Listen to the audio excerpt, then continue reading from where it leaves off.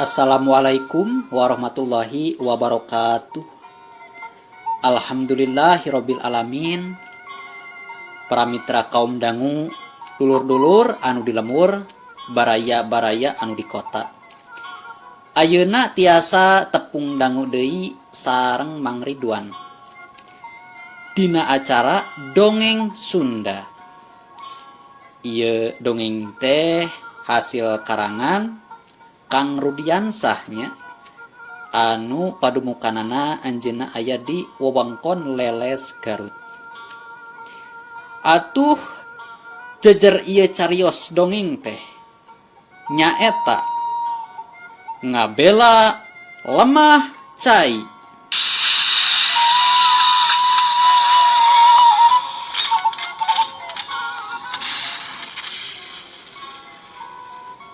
Mudah-mudahan ieu carita dongeng Sunda anu baris dikapayunkeun sing janten panghibur kalbu oge pangbebrahmana kanggo baraya sadayana. Supados henteu nyangkolong teuing kana waktos sumangga atuh urang kabitan. Sok dar.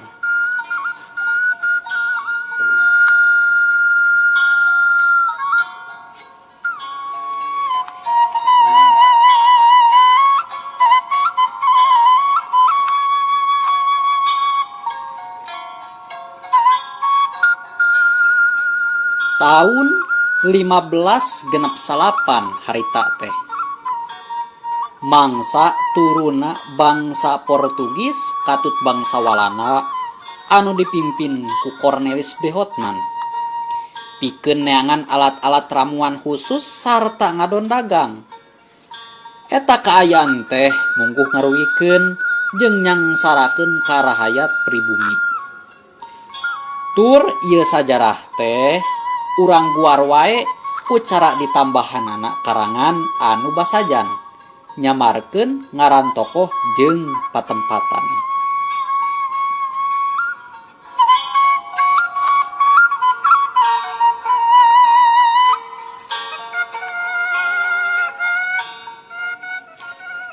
Pasosore harita teh Jang Dayat karak balik tas ngaladaun keur godogeun bahan ramuan obat-obatan. Sabab ninina memang tukang ubaran atawa tabib. Keur jongjon we leumpang Jang Dayat teh harita jotel harita karasa kana tarangna aya nu ngantalkeun congo pestol bari ngomong. Hei budak leutik, gancang teu deun eta carang ka wadah ramuan teh ha? Tadi sabab arek tuluy dibawa ku dewek ye. Kamar kas company sok buru bisa ditembak silat eta ku aing. Sok buru kadegan. Ceuk eta sora lalaki menta sangka neuneun ramuan nu dibawa ku Jang Dayat harita teh bari ngancam kituna teh.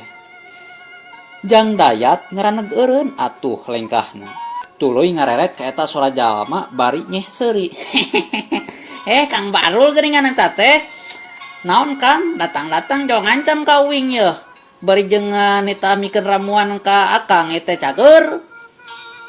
Ceuk Jang Dayat taya riuk-riuk sieun atawa kaget, malah tetep tenang we nyaritana teh malah bari jeung heureuy. Oh sia mah aing teh bieu geus ngomong ka sia eta ramuan dina carangka geuwat kadiekeun ka aingkeun sabab ku aing rek tuluy dibikeun ka Cornelis de Houtman deuleu ka pimpinan Raja Walanda sia ngarti Ceuk eta jalma anu disebut Badrul. Awakna seseg sarta ngareusi jeung kapake dina ilmu silatna deui si Badrul teh. Ngan hanyakal si Badrul teh boga sifat gampang kaolo, rakus.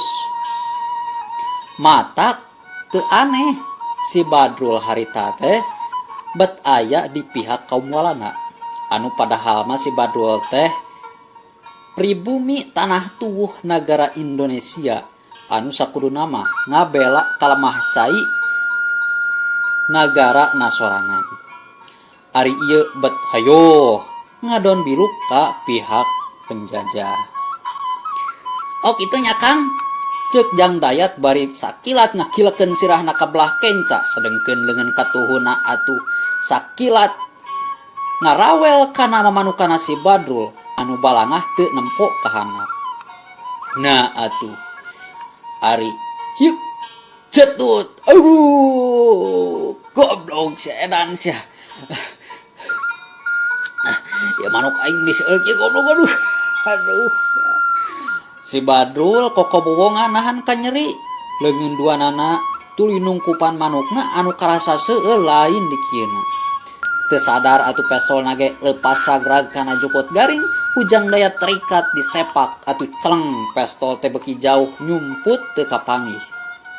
Sarta dina kayan si Badrul keur kokobowongan kitu, tak kaayaan teh dipake kasempatan ku Jang Dayat pikeun kabur. Tuluy bade carita harita teh ngan berebet we kalumpat lampet bari ngangakod carangka hayang buru-buru nepi ka lemurna.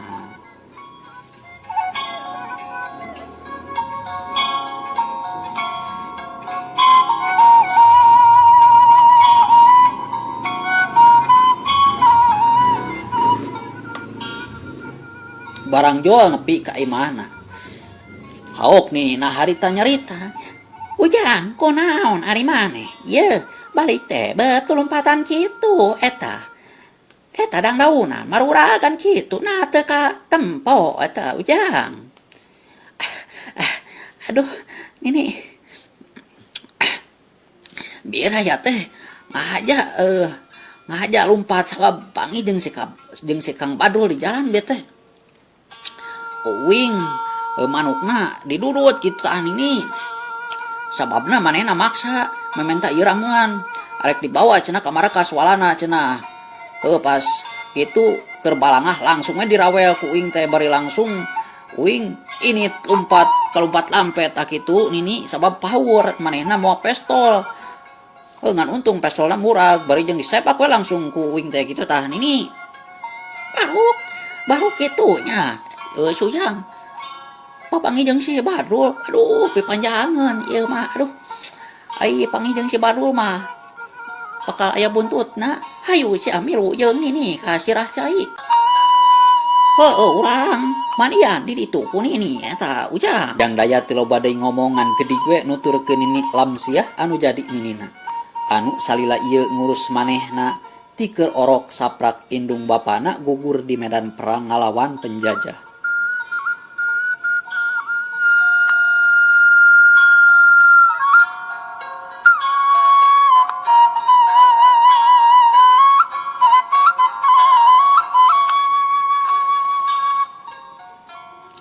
Kocapkeun ayeuna di tempat sejen. Si Badrul harita teh ngadu ka tuan walana ngeunaan kajadian tadi sore. Tuan Pandervos salaku pimpinan di eta markas keur seuli lelengakan. Waktu ngadenge si Badrul nyaritakeun pengalaman tadi sore. Nei. Apa kata dunia? Kamu orang kara sama anak kecil, ha? Apa itu tidak memalukan, ha? Aduh, Tuan, jangan ketawain saya dong. Kan saya udah bicara sama Tuan barusan teh bahwa dia pinter silatnya gitu, Tuan. Dan dia itu ngabongohan ke saya. Jadi saya juga kokobowongan dah tuh nyeri, Tuan. Kamu orang bodoh sekali, ha? Bisa ditipu sama anak kecil. Tuan Pandervos ungut-ungutan sirahna, pok ngomong deh. Ya. Tidak masalah. Tapi kamu orang sekarang harus terima tugas baru dari Eik. Kamu orang bawa pergi anak buah Eik, sedadu-sedadu Eik secukupnya, bawa senjata-senjata yang lengkap, lalu serbu. Itu namanya kampung Babadotan Pasir Hiung. Malam ini juga semua orang yang di sana kasih pelajaran mereka, ha? Dan jangan lupa ambil semua hartanya, apa yang mereka punya. Kamu mengerti? Cek Tuan Pandervos anu memang ngomongna masih ngagunakeun bahasa Melayu. Tapi Tuan, tugas malam ini kan bukan tugas saya, melainkan tugas si Jawara Tapak Hejo yang bertugas malam ini, Tuan.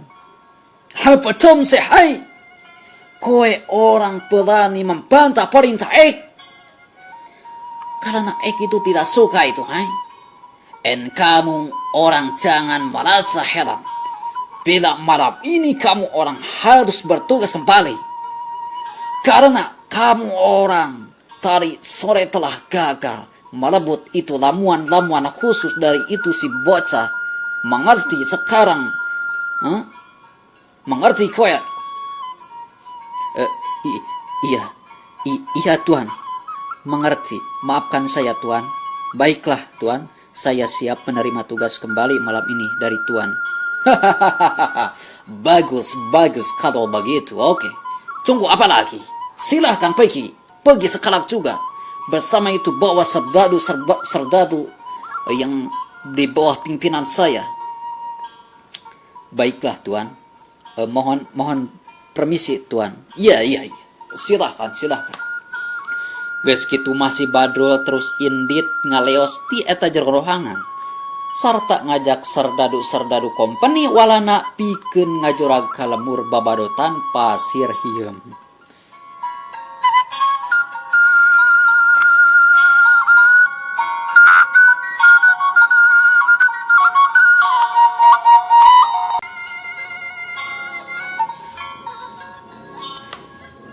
Kitu nate si Badrul ngajakana lain saurang dua urang deui. Harita teh malah aya kana welasana jalma. Atuh init sing gerdik ngaleutkeun keuy ngabandaleut ngemat-ngemaknya tang pinang. Diiringkeun ku sora jangkrik dikenangan ku sora gaang mungguh atuh di waktu peuting anu sepi jempling. Malah waktu-waktu mah kadenge ti kajauhan sora anjing anu babaung.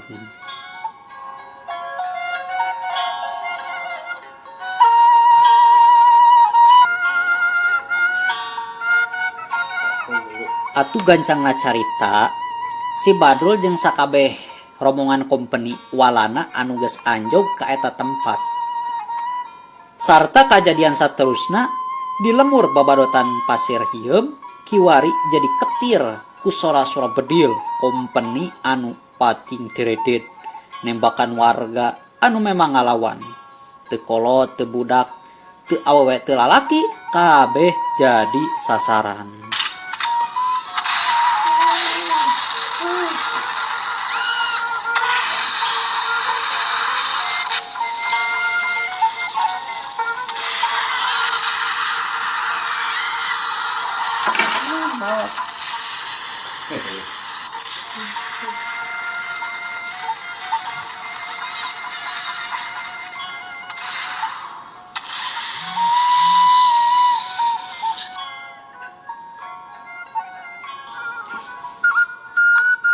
Atuh pakaya kaya ning kadaharan jeung sajabana dirampid kabeh ku maranehanna teh teu nyesa.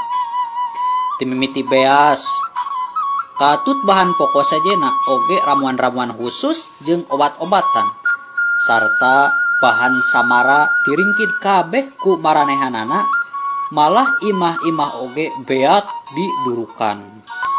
Jeung lamun parang mangih awewe atawa parawan anu rada mulus tur geulis langsung we dicarulik dibawa ka tempat markas maranehanana pikeun dijadikeun pamuas nafsu birahi. Si Badrul harita dihurup keluarga tujuhan harita teh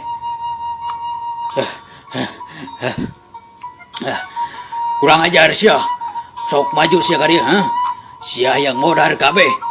Wah sia euy, dulur-dulur kepung ta si Badrul, ulah diantepkeun gitu bae.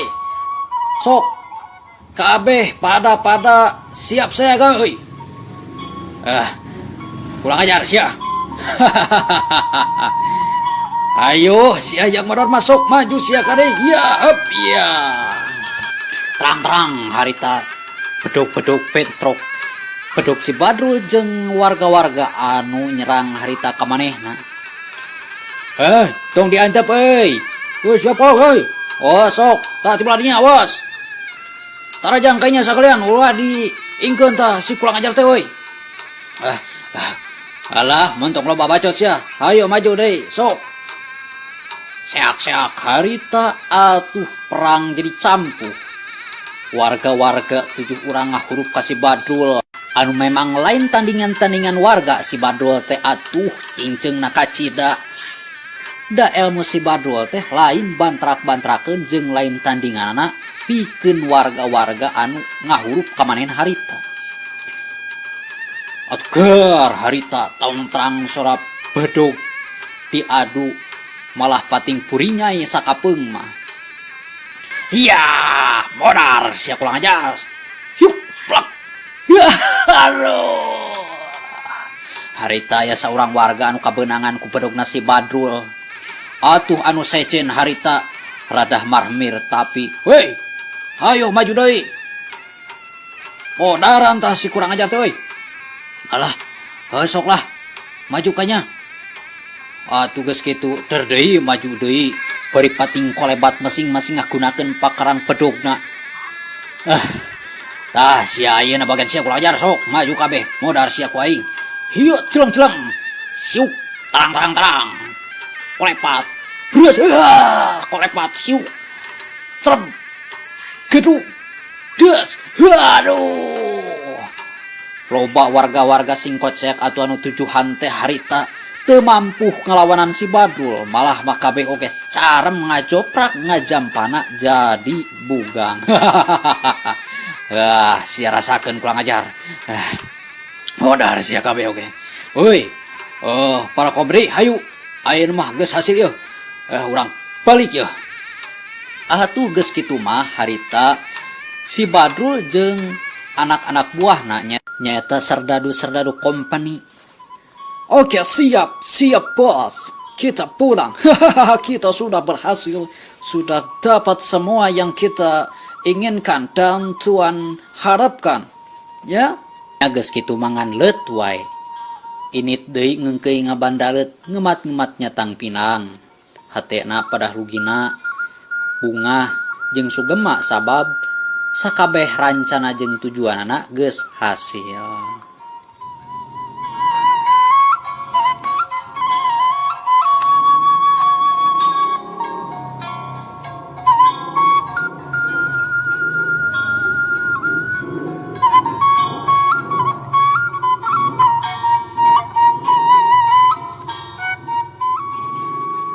Caturkeun ayeuna Tuan Pandervos harita teh katingali marah mai atuh paromanana oge. Sabab pagawean si Badrul peuting eta. Tetela bisa mawa hasil anu cekil, malah bari mawa awewe sagala rupa karesep manehanana. Bari eta kajadian saperti kitu teh. Lain ukur sakali dua kali, sabulan 2 bulan, tapi aya kana taunanana di beda-beda tempat. Rahayat pribumi loba anu jadi galanangan jeung kalaparan alatan disiksa lahir jeung batin ku para panjajah nu sarakah ka ieu nagara. Loba tanah warga anu dibeli paksa bari murah ku pihak walana jeung barang dagangan oge dioper bisniskeun deui ka rahayat ku maranehanana. Jadi licikna teh ari ti rahayat kudu murah, ti manehna kudu mahal. Kadang dioper deui ka luar negeri. Sarta eta kaayaan teh pikeun jang dayat mah mungguh beuki kahudang rasa kasumangat dina dirina. Hayang ngabelaan kalemah cai khususna wilayah Tatarsuna. Kukituna jang dayat jadi aya pikiran hayang ngulik pangarti anu leuwih asak satu tas ayeuna dieusian ku nini lamsiah anu jadi ninina ku mangrupa-rupa ilmu pangawaruh anu kiwari nini lamsiah teges maot dina sawatara waktu ka tukang. Oge jang dayat anu ayeuna lain jang dayat anu baheula. Begitu muwuh dewasa manehna harita keur riuk cingogo hareupeun kuburan ninina anu masih pinuh ku kemang. Pok manehna ngomong lalaunan, "Nini, satiap pejangan ti Nini baris dilakukeun ku dayat Nini. Dayat siap ngilu perang ngalawan penjajah. Sabab karunya Nini karahayat. Sabab rahayat loba anu sangsara ku alatan maranehanana." Cek dayat bari tungkul ngemeng cipanon kitu nate. Telila jang dayat cung nangtung. Laju lempang rek ngalaksanakeun maksudna pikeun neangan pigurueun. Ngan nalika jang dayat ngambah ka salesa hiji lembur, manehna ningali aya komplotan kompeni walana keur ngakaya saurang warga anu harita geus baloboran ku getih. Aduh.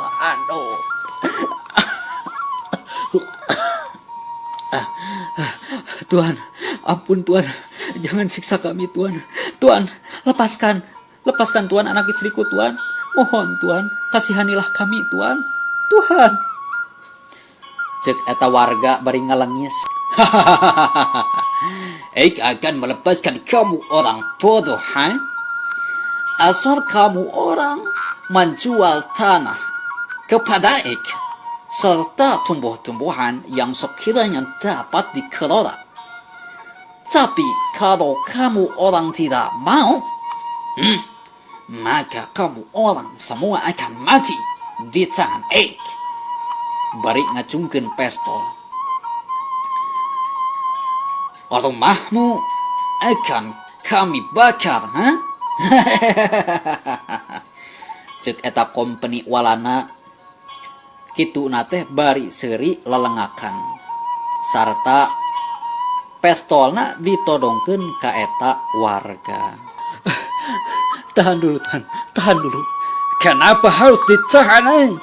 Karena waktunya sudah habis Tuan. Heuleuh, waktosna geuningan kabujang see. Hanya kalpisannya. Tapi urang lajengkeun deui dina seri anu kaduana dinten enjing.